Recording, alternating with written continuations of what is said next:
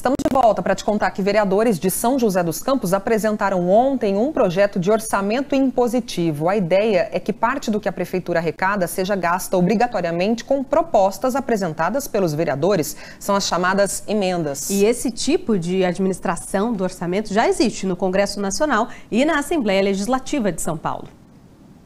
Se o projeto for aprovado, na Lei Orçamentária Anual, 2% do valor serão destinados às emendas obrigatórias dos parlamentares. O cálculo leva em consideração a receita do município no ano anterior.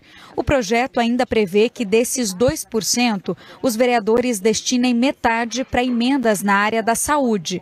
Por exemplo, aqui em São José, no ano passado, a receita foi de 4 bilhões de reais. 2% desse valor equivalem a cerca de 80 milhões de reais, que seria o montante destinado às emendas dos vereadores se a lei já estivesse em vigor.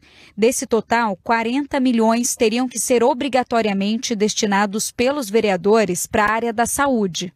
O projeto é assinado por 7 vereadores: Tomás Henrique, do PL, Amélia Naomi, do PT, Juliana Fraga, do PT, Renato Santiago, do União Brasil, Dulce Rita, também do União Brasil, Fernando Petiti e José Cláudio, os dois do PSDB.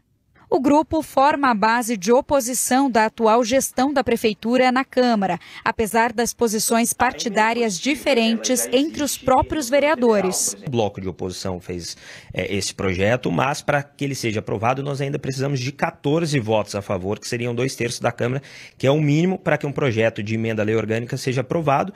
E daí, quando a gente buscar esses 14 votos, evidentemente nós vamos buscar também na base de governo. Outras cidades da região já têm emendas impositivas. Em Taubaté, por exemplo, a partir de uma resolução interna da Câmara da cidade, elas foram aprovadas pela primeira vez no orçamento de 2014. As emendas mais recentes foram votadas no ano passado, valendo para o orçamento deste ano, no valor de pouco mais de R$1 milhão por vereador, o que corresponde a menos de 1% do orçamento aprovado na cidade. Na Lei Orgânica Municipal, as emendas impositivas têm limite de 1,5%. As emendas impositivas foram fixadas na Constituição Federal em 2015. Esse tipo de destinação já ocorre no Congresso Nacional e também na Assembleia Legislativa de São Paulo. Na prática, se entrar em vigor no município, essa medida aumenta o poder dos vereadores para direcionar o uso do dinheiro público. Eu vou te colocar aqui um exemplo. Na rede municipal de saúde tem faltado muito neurologista, pneumologista, e os vereadores toda semana fazem requerimentos. E aí, assim, o que nós podemos ajudar? Nós podemos colocar no critério da emenda impositiva essa demanda. De acordo com o texto do projeto de São José, o cumprimento das emendas é obrigatório, com exceção de impedimentos técnicos. Nesse caso, a Prefeitura tem 120 dias depois da publicação da lei orçamentária para enviar uma justificativa à Câmara.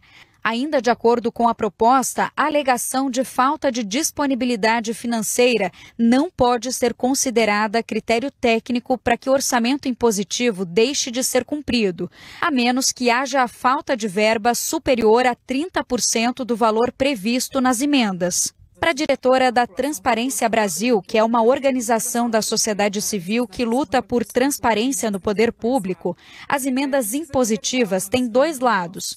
São boas porque evitam o favorecimento. O prefeito não pode pagar apenas as emendas de vereadores de sua base eleitoral e nem trocar a aprovação de projetos pelo pagamento de emendas.